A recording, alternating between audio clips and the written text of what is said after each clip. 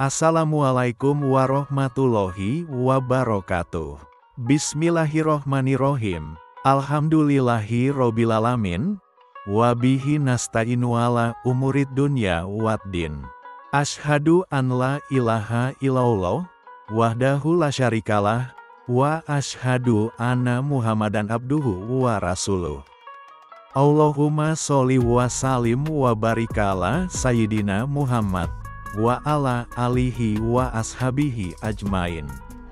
Segala puji bagi Allah, Tuhan semesta alam, yang telah memberikan kita kesempatan untuk berkumpul dalam majelis ilmu ini. Semoga kita semua selalu dalam lindungannya, diberikan pemahaman yang lurus, serta hati yang bersih dalam mencari kebenaran. Sahabat sekalian, sebelum kita masuk ke dalam pembahasan, marilah kita panjatkan doa pembuka majelis. Allahumma inna nas'aluka ilman nafian, wa rizqan thayyiban, wa amalan mutaqabbalan. Sahabat cerita dan makna hidup, bagaimana kabarnya hari ini? Semoga selalu dalam keberkahan dan kebaikan. Terima kasih telah kembali hadir di episode ke-37 ini. Sebelum kita mulai, jangan lupa untuk mengeksplorasi video-video sebelumnya di channel Cerita dan Makna Hidup. Banyak pembahasan menarik yang bisa menambah wawasan dan memperkaya pemahaman kita tentang makna hidup yang sejati. Sahabat Cerita dan Makna Hidup, tema episode 37, ada beberapa pertanyaan yang mungkin terlintas dalam benak sahabat. Apakah tanpa bertarekat bisa sampai kepada Allah? Apakah tarekat adalah satu-satunya jalan menuju Allah? Sahabat Cerita dan Makna Hidup, makna tarekat dan aplikasinya dalam kehidupan sehari-hari. Tarekat bukan sekadar nama kelompok, tetapi lebih kepada perjalanan spiritual. Bagaimana seseorang bisa mengamalkan ajaran tarekat tanpa harus berbayat kepada suatu tarekat tertentu? Sejak kapan istilah tarekat mulai muncul? Bagaimana tarekat berkembang dalam sejarah Islam? Apakah cukup hanya mengikuti ajaran Rasulullah tanpa mengikuti tarekat tertentu? Bagaimana rukun Islam, rukun iman, dan ihsan berperan bagi umat Islam secara umum? Episode 37, Tarekat dalam Islam, Jalan Kebenaran atau Perbedaan yang Memisahkan. Sahabat, ikuti terus video ini dan tonton juga video lainnya di channel Cerita dan Makna Hidup. Makna tarekat secara bahasa dan pandangan universal. Kata tarekat berasal dari bahasa Arab, at-tarikah, yang berarti jalan, metode, atau cara menuju suatu tujuan. Secara harfiah, tarekat berarti jalan yang ditempuh seseorang untuk mencapai suatu tujuan tertentu, khususnya dalam konteks spiritual. Dalam Islam, tarekat merujuk pada jalan atau metode yang ditempuh oleh seorang muslim dalam perjalanan spiritualnya untuk mendekatkan diri kepada Allah. Tarekat sering dikaitkan dengan tasawuf atau sufisme, yang menekankan aspek batiniah dalam ibadah dan hubungan dengan Allah. Dalam pengertian yang lebih luas dan universal, tarekat bisa diartikan sebagai metode pengembangan diri dan perjalanan menuju kebenaran atau kesempurnaan spiritual. Banyak tradisi keagamaan dan filsafat di dunia memiliki konsep serupa, yaitu jalan yang harus ditempuh untuk mencapai kesadaran yang lebih tinggi atau penyempurnaan diri. Beberapa konsep yang memiliki kesamaan dengan tarekat dalam pandangan universal.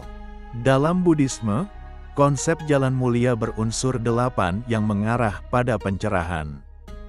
Dalam Hinduisme, konsep yoga yang mencakup berbagai jalan menuju kebijaksanaan dan penyatuan dengan Tuhan.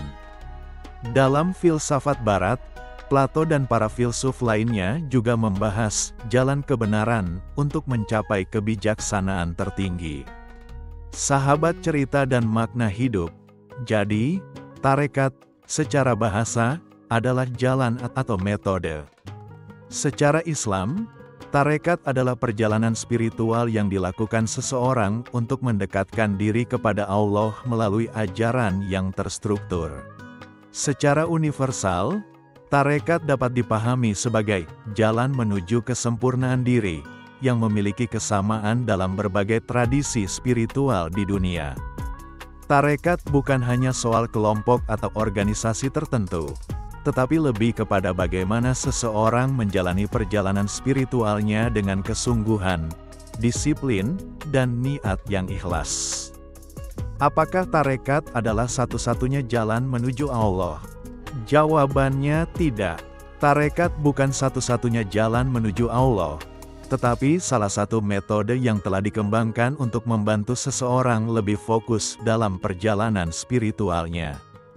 Islam sendiri sudah memberikan panduan utama dalam Al-Quran dan Sunnah Rasulullah yang mencakup rukun Islam, rukun iman, dan konsep ihsan sebagai jalan menuju Allah. Islam memberikan beberapa jalan utama yang bisa ditempuh oleh setiap muslim untuk mendekatkan diri kepada Allah.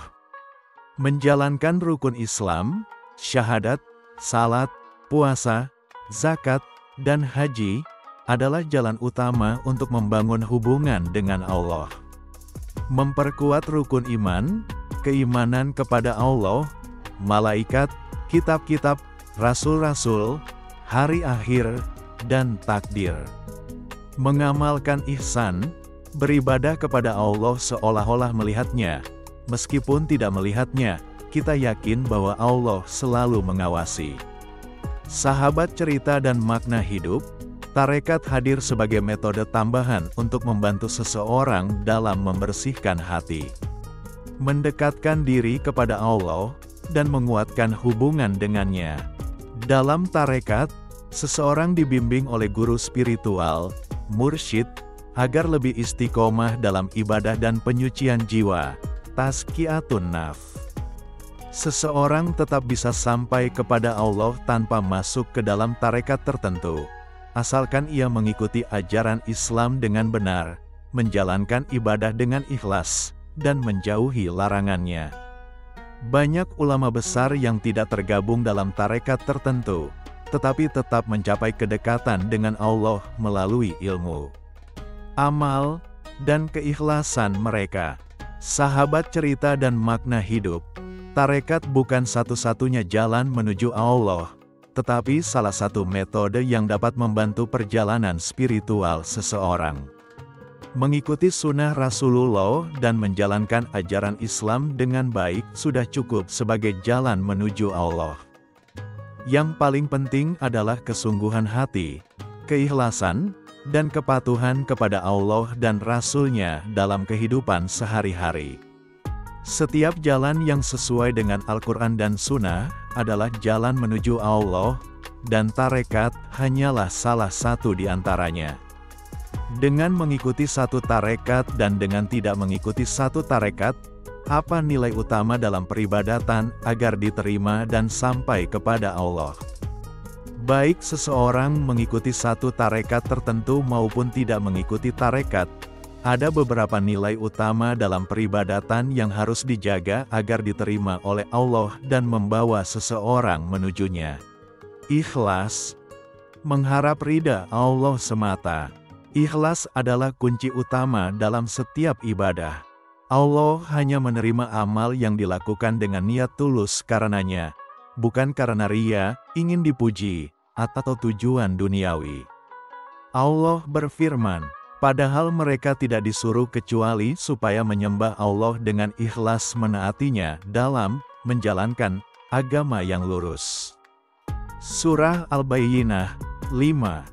Baik dalam tarekat maupun di luar tarekat, tanpa keikhlasan, ibadah menjadi sia-sia. Ittiba, mengikuti sunnah Rasulullah Shallallahu Alaihi Wasallam. Segala ibadah yang dilakukan harus sesuai dengan tuntunan Rasulullah Shallallahu Alaihi Wasallam. Jika seseorang mengikuti tarekat, tarekat tersebut harus berpegang teguh pada Al-Quran dan Sunnah. Jika seseorang tidak mengikuti tarekat, ia tetap wajib menjalankan agama dengan mengikuti petunjuk Rasulullah Shallallahu Alaihi Wasallam. Rasulullah Shallallahu Alaihi Wasallam bersabda, "Barang siapa mengada-adakan sesuatu dalam urusan agama kami yang bukan darinya, maka itu tertolak." Hadis riwayat Bukhari. Tarekat yang benar tidak boleh menyimpang dari sunnah, dan seseorang yang tidak bertarekat juga tidak boleh beribadah tanpa dasar ilmu yang benar. Khusyuk, menghadirkan hati dalam ibadah. Khusyuk berarti menghadirkan hati dalam ibadah, merasakan kehadiran Allah, dan memahami makna dari ibadah yang dilakukan. Allah berfirman, "Sungguh beruntung orang-orang yang beriman, yaitu orang-orang yang khusyuk dalam salatnya." Surah Al-Mukminun 1-2. Baik dengan tarekat atau tidak, seseorang harus berusaha menjaga kekhusyukan dalam ibadah agar tidak sekadar menjadi rutinitas kosong. Tazkiyatun nafs, membersihkan jiwa dari sifat buruk. Tazkiyatun nafs adalah usaha untuk membersihkan hati dari penyakit seperti sombong, iri, ria, dan dengki. Tarekat seringkali menekankan aspek ini melalui zikir dan bimbingan mursyid, tetapi seseorang yang tidak bertarekat tetap bisa melakukannya dengan cara mendekatkan diri kepada Allah melalui ibadah, introspeksi, dan muhasabah diri. Allah berfirman, "Sungguh beruntung orang yang mensucikan jiwanya, dan sungguh merugi orang yang mengotorinya." Surah Asy-Syams 9-10. Menjaga hubungan dengan sesama, muamalah yang baik. Ibadah yang diterima bukan hanya tentang hubungan dengan Allah, hablum minallah, tetapi juga hubungan dengan sesama manusia, hablum minanas. Rasulullah menekankan pentingnya akhlak mulia, seperti berkata jujur, tidak menyakiti orang lain, dan berbuat baik kepada sesama. Rasulullah bersabda, "Sesungguhnya yang paling sempurna imannya di antara kalian adalah yang paling baik akhlaknya." Hadis riwayat Tirmidzi. Baik dalam tarekat maupun tidak, seseorang harus memperhatikan akhlaknya agar ibadahnya bernilai di sisi Allah. Sahabat cerita dan makna hidup, baik dengan mengikuti tarekat ataupun tidak, nilai utama dalam peribadatan agar diterima dan sampai kepada Allah adalah 1. Ikhlas ibadah dilakukan hanya untuk Allah. 2. Ittiba, sunnah sesuai dengan ajaran Rasulullah. 3. Khusyuk menghadirkan hati dalam ibadah. 4. Tazkiyatun nafs membersihkan jiwa dari sifat buruk. 5. Akhlak mulia menjaga hubungan baik dengan sesama manusia. Sahabat cerita dan makna hidup, perlu kita ketahui sejak kapan istilah tarekat muncul. Istilah tarekat, at-tarikah, dalam konteks spiritual Islam mulai dikenal sekitar abad ketiga Hijriyah, 9 Masehi, seiring dengan berkembangnya tasawuf. Namun, praktik tasawuf sendiri sudah ada sejak masa sahabat dan tabi'in, hanya saja belum disebut dengan istilah tarekat. Pada awalnya, para sufi lebih dikenal sebagai zuhad, orang-orang yang hidup dalam kezuhudan, dan ubad, ahli ibadah. Mereka menekankan kesederhanaan, penyucian jiwa, tazkiyatun nafs, dan cinta kepada Allah, mahabbah. Istilah tarekat mulai populer pada abad ke-5 hingga ke-6 Hijriyah sekitar 11-12 Masehi, ketika berbagai kelompok spiritual mulai terbentuk dengan metode dan sistem pembelajaran yang lebih terstruktur. Bagaimana tarekat berkembang dalam sejarah Islam? Masa sahabat dan tabi'in antara 1-2 Hijriyah, 7-8 Masehi. Pada zaman ini, tasawuf lebih bersifat individual dan belum terbentuk dalam kelompok formal. Contoh figur yang dikenal dengan kezuhudan dan kedalaman spiritual. Abu Dzar Al-Ghifari, hidup sederhana dan sangat waro. Hasan Al-Basri, mengajarkan keikhlasan dan takut kepada Allah. Periode awal tasawuf antara 3-5 Hijriyah, 9-11 Masehi. Mulai berkembang ajaran penyucian jiwa dalam bentuk tertulis. Tokoh-tokoh sufi mulai menyebarkan konsep spiritual yang lebih mendalam, seperti Al-Junaid Al-Baghdadi, mengajarkan tasawuf yang berbasis syariat. Al-Hallaj, mengenalkan konsep mahabbah dan fana. Munculnya tarekat terorganisir antara 5-7 Hijriyah, 11-13 Masehi. Pada masa ini, tarekat mulai terbentuk sebagai organisasi dengan metode pembelajaran spiritual yang terstruktur. Guru-guru spiritual mulai membimbing murid-muridnya dengan silsilah yang jelas. Beberapa tarekat besar yang muncul di antaranya. Tarekat Qadiriyah, didirikan oleh Syekh Abdul Qadir Al-Jailani. Tarekat Naqsyabandiyah, didirikan oleh Bahauddin Naqsyaband. Tarekat Syaziliyah, didirikan oleh Abul Hasan Asy-Syadzili. Sahabat cerita dan makna hidup, perkembangan di dunia Islam antara 8-13 Hijriyah, 14-19 Masehi. Tarekat berkembang pesat di berbagai wilayah Islam, seperti Timur Tengah, Afrika, India, dan Nusantara. Tarekat berperan dalam penyebaran Islam dan perlawanan terhadap kolonialisme, seperti Tarekat Sanusiyah di Afrika Utara melawan penjajah Eropa. Tarekat Naqsyabandiyah Khalidiyah di Asia Tengah berperan dalam perjuangan Islam. Tarekat Syatariyah dan Qadiriyah di Nusantara berkontribusi dalam penyebaran Islam di Indonesia. Di era modern antara 14 Hijriyah, 20-21 Masehi. Sebagian tarekat tetap eksis dengan berbagai bentuk, ada yang mempertahankan tradisi dan ada yang mengalami pembaruan. Beberapa tarekat berkembang dengan pendekatan pendidikan formal, seperti pondok pesantren tarekat. Ada juga tantangan dari kelompok yang menolak praktik tarekat yang dianggap tidak sesuai dengan syariat. Sahabat cerita dan makna hidup. Istilah tarekat mulai muncul sekitar abad ketiga Hijriyah, 9 Masehi, tetapi konsepnya sudah ada sejak zaman sahabat.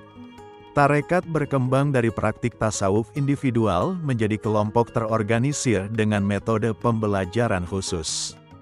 Tarekat berperan dalam penyebaran Islam dan perjuangan sosial, terutama di era kolonialisme. Hingga kini, tarekat tetap berkembang, meskipun ada berbagai bentuk adaptasi dalam era modern. Tarekat sejati selalu berpegang teguh pada syariat dan sunnah Rasulullah, menjadikannya sebagai sarana untuk mendekatkan diri kepada Allah, bukan sebagai tujuan akhir. Sahabat cerita dan makna hidup. Apakah cukup hanya mengikuti ajaran Rasulullah tanpa mengikuti tarekat tertentu? Ya, cukup mengikuti ajaran Rasulullah tanpa harus masuk ke dalam tarekat tertentu untuk sampai kepada Allah. Yang paling utama adalah berpegang teguh pada Al-Quran dan Sunnah, serta menjalankan Islam dengan ikhlas, istiqomah, dan sesuai tuntunan syariat. Dalil pendekatan langsung tanpa tarekat. Allah sudah memberikan panduan jelas dalam Al-Quran dan Sunnah. Dan bahwa yang kami perintahkan ini adalah jalanku yang lurus. Maka ikutilah dia, dan janganlah kamu mengikuti jalan-jalan lain, karena jalan-jalan itu mencerai-beraikan kamu dari jalannya. Quran Surat Al-An'am, ayat 153. Rasulullah Shallallahu Alaihi Wasallam tidak mewajibkan seseorang masuk dalam kelompok tertentu. Beliau hanya mengajarkan bagaimana cara beribadah yang benar. Bukan dalam bentuk tarekat, tetapi langsung melalui sunnah yang diajarkan kepada para sahabat. Banyak ulama besar yang tidak bergabung dalam tarekat tertentu.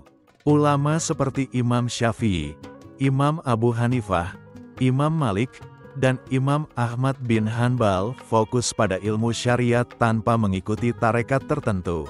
Namun mereka tetap mencapai derajat tinggi dalam kedekatan kepada Allah. Kapan seseorang bisa bergabung dengan tarekat? Jika tarekat tersebut tetap berpegang teguh pada syariat dan sunnah, bukan sekadar mengikuti ritual tambahan yang tidak ada dasarnya dalam Islam. Jika seseorang memerlukan bimbingan spiritual lebih mendalam untuk membangun kedisiplinan dalam ibadah dan penyucian jiwa, tazkiyatun nafs. Jika tarekat tersebut mendorong ketaatan kepada Allah dan akhlak mulia, bukan menjadikan mursyid, guru, sebagai figur yang tidak boleh dikritik atau diagungkan secara berlebihan. Kesimpulannya, Islam sudah sempurna dengan ajaran Rasulullah Shallallahu Alaihi Wasallam. Bergabung dengan tarekat adalah pilihan, bukan keharusan. Yang terpenting adalah menjalankan Islam dengan benar dan ikhlas. Karena yang menjadi ukuran di sisi Allah adalah ketaatan kepada syariat, bukan nama kelompok atau tarekat yang diikuti. Namun hal ini pun bukan sebagai larangan atau penggiringan opini untuk tidak masuk ke dalam suatu tarikat, karena Allah menciptakan segala sesuatu dengan manfaat masing-masing. Bagaimana rukun Islam, rukun iman, dan ihsan berperan bagi umat Islam secara umum? Rukun Islam, pilar ibadah fisik dan sosial. Rukun Islam adalah fondasi utama dalam menjalankan agama Islam. Setiap muslim wajib melaksanakannya, baik ia mengikuti tarekat atau tidak. Syahadat, fondasi utama keimanan, memastikan kita hanya menyembah Allah dan mengikuti Rasulullah. Salat, sarana komunikasi langsung dengan Allah, menjaga hati tetap bersih dan dekat kepadanya. Zakat, ibadah sosial untuk membersihkan harta dan menumbuhkan kepedulian terhadap sesama. Puasa, mengajarkan kesabaran, ketakwaan, dan pengendalian diri. Haji, penyempurnaan ibadah bagi yang mampu, menegaskan bahwa seluruh muslim adalah satu kesatuan di hadapan Allah. Bagi masyarakat umum, rukun Islam menjaga keseimbangan antara hubungan dengan Allah, hablum minallah, dan hubungan dengan sesama manusia, hablum minanas. Rukun iman, fondasi keyakinan seorang muslim. Tanpa keimanan yang benar, ibadah tidak akan memiliki makna yang kuat. Rukun iman membentuk keyakinan yang kokoh, sehingga seorang muslim tidak hanya beribadah secara fisik, tetapi juga dengan hati yang tulus. Iman kepada Allah, meneguhkan keyakinan bahwa hanya Allah yang layak disembah dan tempat bergantung. Iman kepada malaikat, meyakini keberadaan malaikat yang selalu mencatat amal dan menyampaikan wahyu. Iman kepada kitab-kitab Allah, meyakini bahwa Al-Quran adalah pedoman hidup yang harus diikuti. Iman kepada Rasul, mengikuti ajaran Rasulullah tanpa ragu dan meyakini para nabi sebagai utusan Allah. Iman kepada hari akhir, mendorong setiap muslim untuk mempersiapkan diri dengan amal yang baik. Iman kepada takdir, menjadikan seorang muslim lebih sabar dalam menghadapi ujian hidup dan tidak mudah putus asa. Bagi umat Islam secara umum, rukun iman memberikan keteguhan hati dalam menghadapi kehidupan dunia yang penuh ujian. Ihsan, kualitas tertinggi dalam ibadah. Ihsan adalah puncak spiritualitas dalam Islam, yang dijelaskan oleh Rasulullah dalam hadits Jibril. Ihsan adalah engkau beribadah kepada Allah seakan-akan engkau melihatnya. Jika engkau tidak melihatnya, maka yakinlah bahwa Dia melihatmu. Dengan ihsan, ibadah menjadi lebih berkualitas, bukan hanya sekadar menggugurkan kewajiban. Hati lebih bersih, jauh dari riya, ujub, dan sombong. Tindakan lebih terjaga, karena merasa selalu diawasi Allah. Masyarakat lebih harmonis, karena setiap muslim akan bersikap baik dan jujur dalam kehidupannya. Ihsan adalah nilai yang seharusnya ada dalam setiap muslim, baik ia mengikuti tarekat atau tidak. Sahabat cerita dan makna hidup, tidak selalu harus mengikuti tarekat untuk sampai kepada Allah. Yang utama adalah menjalankan Islam dengan ikhlas dan sesuai sunnah. Rukun Islam membentuk ibadah yang wajib, menjaga keseimbangan antara hubungan dengan Allah dan hubungan sosial.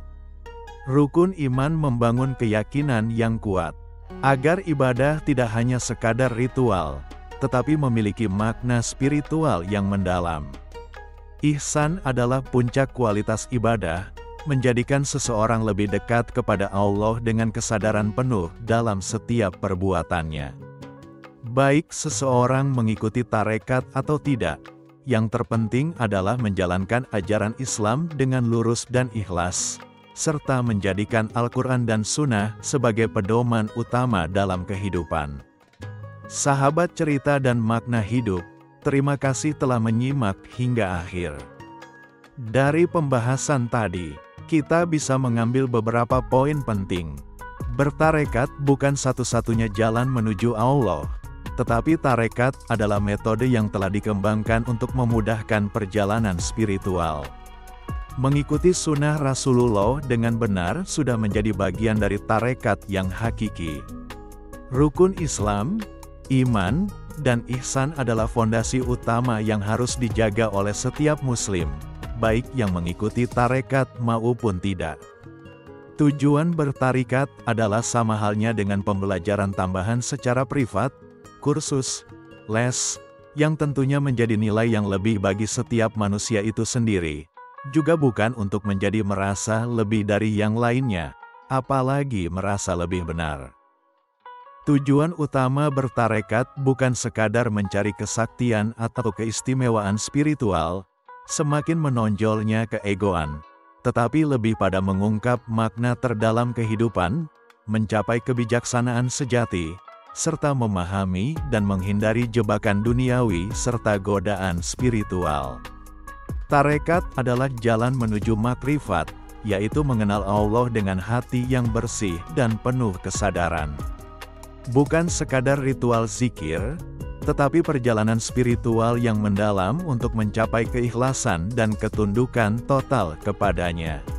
Melalui latihan ruhani, riyadah, dan bimbingan guru, seorang murid belajar memahami hakikat kehidupan.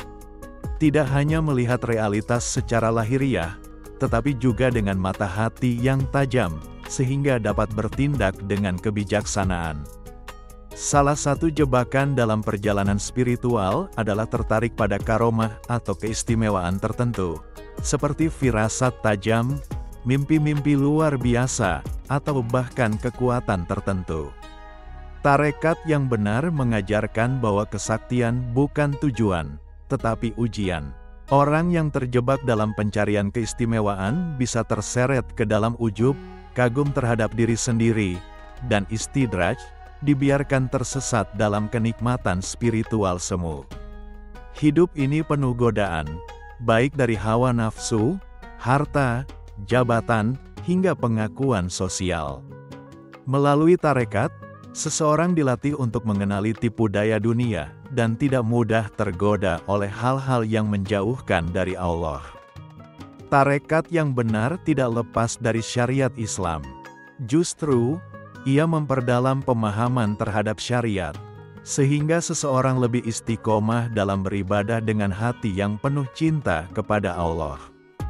Bertarekat bukan sekadar mencari keistimewaan spiritual, tetapi lebih kepada pembersihan hati, peningkatan kesadaran, dan mencapai kebijaksanaan dalam menjalani kehidupan.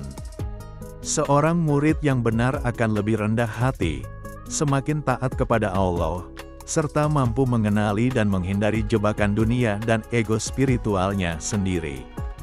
Tarekat yang sejati mengajarkan kesederhanaan, ketawaduan, dan kepasrahan.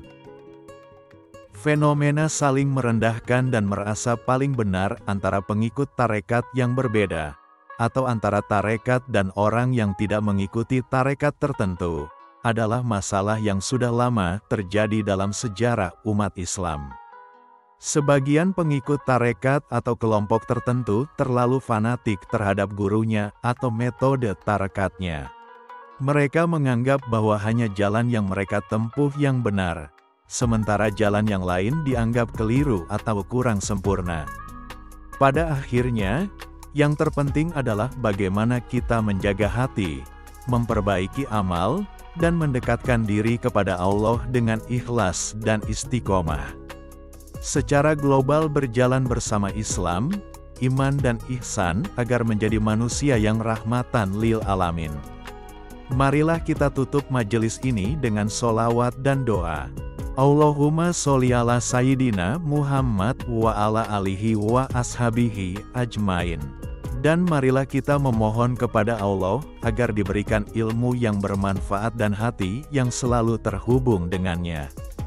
Robbana taqobbal minna innaka antas samiul alim, wa tub alaina innaka antat tawwabur rahim.